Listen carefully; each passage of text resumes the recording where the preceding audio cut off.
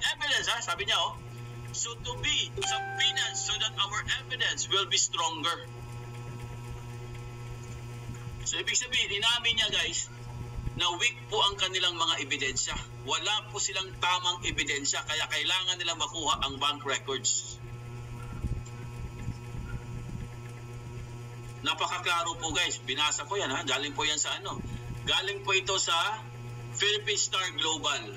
O, kahit i-check nyo pa. O, manghihingi sila ng authority sa Senado. O, see? Yan ang sinasabi ko sa inyo.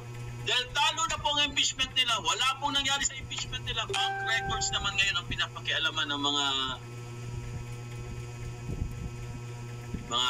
animal.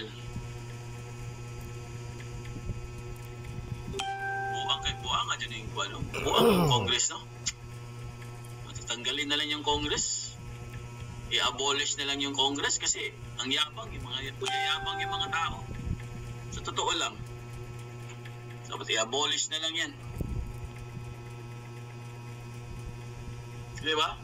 Kasi guys, alam nyo, pag nakuha yung bank records na yan, alam nyo na ang mangyayari. Gulo talaga yan. Gulo yan. Kasi pag nakuha mo yung bank records ng isang tao, guys, lahat ng laman ng bangko mo, gagawin nilang ebidensya. Gagawa na lang ng storya. Kasi po, ako din, kanina din, naasan din ako, no? Sabi ko, grabe naman itong mga to. Porket walang impeachment, bank records naman. Kung ano-ano na lang kasi naiisip nila, guys, eh. Para lang